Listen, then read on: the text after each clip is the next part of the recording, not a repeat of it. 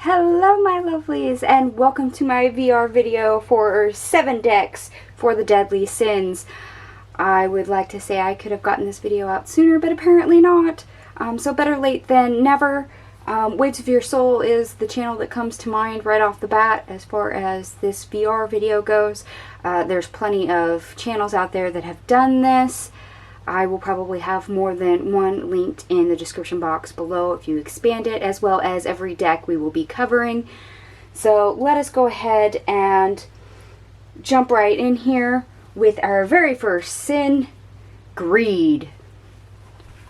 So let me zoom us on in here, just for the sake of keeping us fairly centered. We'll add that in here. Greed. Okay. Wanting to acquire and keep hold of things, get more. For me, that says, you know, a career deck, plain and simple. This is the Out of Hand Tarot by Sawyer. This is the deck that, for me personally, in my collection, out of all my career decks, tells me what I need to do with my finances. So where I'm overspending, when I need to save, and usually this is the deck that will tell me, hey, Celeste, you're broke. There's rocks in the driveway. So when it comes to me wanting to spend money and the deck telling me, save more, this is the one that first came to mind when I realized I needed to pick a Greed deck. And of course this is an indie deck, and on this list you will see both indie and mass market decks. And the next one is also an indie deck, Wrath. We're going to cover Wrath, and you may not recognize the backings on this. This is a Kickstarter deck. This is the Bloody Tears Tarot. Dimitro Rizak, I do believe, is who did this. It's mixed media. It's red, blue, and black ink pen for this deck. It is a Dracula theme deck. So Wrath, no surprise that I got drawn to a shadow work deck. And Wrath to me speaks of the emotional side of anger, and well, this is one of those shadow work decks you can grab when anger is involved. So I'm not 100% surprised that this is the deck I got directed to for this particular Deadly Sin. I really do like some of the artwork in here.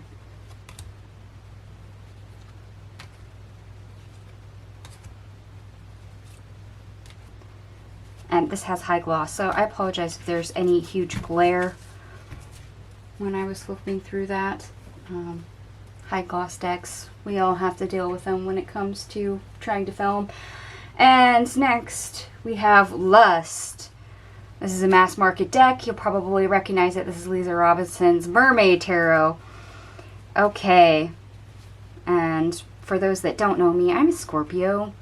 So as a water sign, this is my deck. This is my water element deck.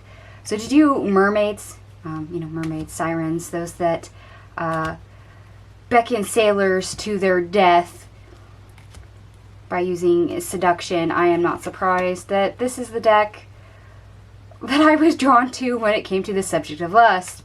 Not only that, but I'm a Scorpio, and well, you guys all know the stereotypes when it comes to Scorpios.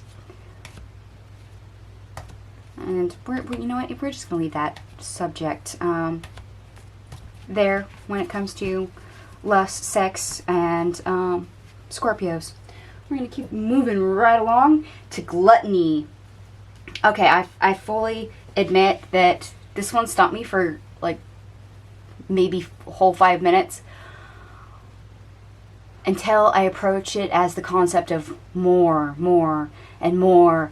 So more to see, more information, more colors, more details. And then once I approached it from that perspective for Gluttony, I knew what deck I needed. This is what I call, quote unquote, my chaos deck.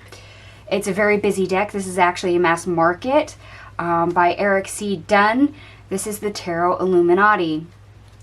And if you look at this, and I think I've got most of the deck upside down, I apologize.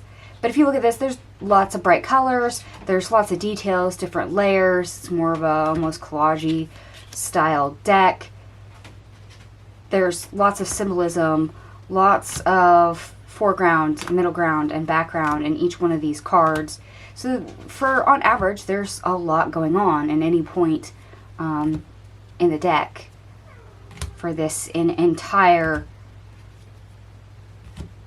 major and minor portion.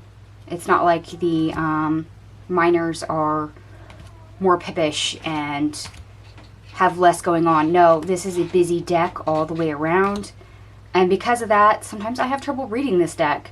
But it gives you really clear, concise messages when it does work. But it usually works more when there's retrogrades, when there's a lot of astrological differences going on. But the longer you sit there and look at a card, the more you see. You've got fruit baskets down here, you got a pentacle, you got a bunny, you've got the queen herself, you got grapes in one hand, you got pear in the other.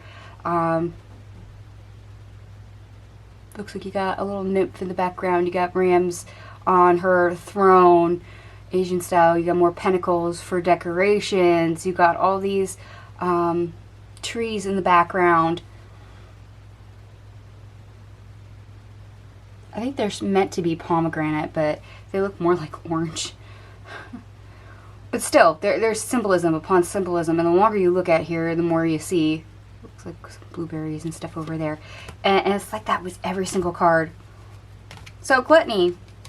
More, always having more, needing more, wanting more information. This is the deck for Gluttony, for sure.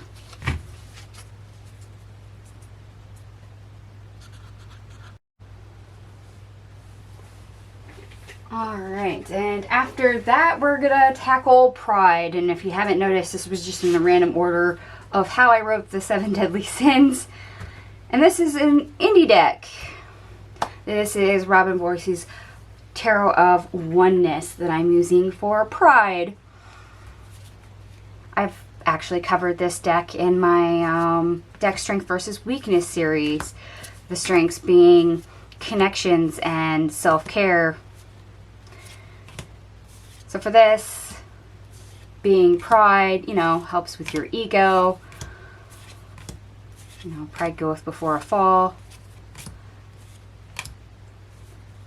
There's something nurturing about this one that I guess I would say helps prevent that particular deadly sin, and that's why this one came to mind for Pride. It's great to have confidence, yes, and to take care of yourself, yes, but only if you connect with it the right way. Otherwise, like I said, pride goeth before a fall. Having pride in yourself, pride in your work is great, but at the same time, you can self-sabotage that same exact way. And as I mentioned previous, I will have all of these decks linked in the description box down below. Expand them if you happen to be on, like I say, a mobile phone. That way you can see them easier. And we're going to keep on moving on to Sloth. This is the Heaven and Earth Tarot. This is by Jack Sephiroth and Jamie Elford. So if none of you have ever seen this deck, or if you're new to my channel, this is the deck I learned tarot on. And yes, it's more of a muted style deck. This was my #1 spirituality deck for quite some time. And it got replaced by the Unfolding Path Tarot because the Unfolding Path Tarot felt more mother energy. It was more comforting. Whereas this deck, the reason why it qualifies for Sloth is because this deck will literally kick you in the seat of your pants and go, well, get a move on. What are you doing? You should be doing this, not doing that. What are you doing? So for those that are unmotivated, lazy, when it comes to working on self-growth, this is the deck that will literally not pull punches, I suppose I could say. Like I said, it will literally kick you in the pants if it needs to. It's not exactly the most gentle deck, and it's not exactly what I was looking for my number one spirituality deck. I still use this a lot. Sadly, I still use this more than I use the Unfolding Path Tarot, but when it comes to personally reading for myself, I like the Unfolding Path Tarot, just for comfort. And last but not least of the 7 deadly sins, we have envy. Okay, this is the Light Seers Tarot by Chris Ann. This was an indie deck and it has now gone mass market. By the way, my ancestors have also told me that the Tarot of Oneness by Robyn Voisey will also be going mass market at some point. So, Robyn, if you are tuning into my channel or if somebody has linked you to this particular video, please weigh in on that. Is the Tarot of Oneness already in the process of going mass market? Because apparently that's going to happen at some point. It's just a question of when. So if you're willing to spill the beans on that, let us know in the comment section down below. Alright. I actually like the Light Seers as an envy deck.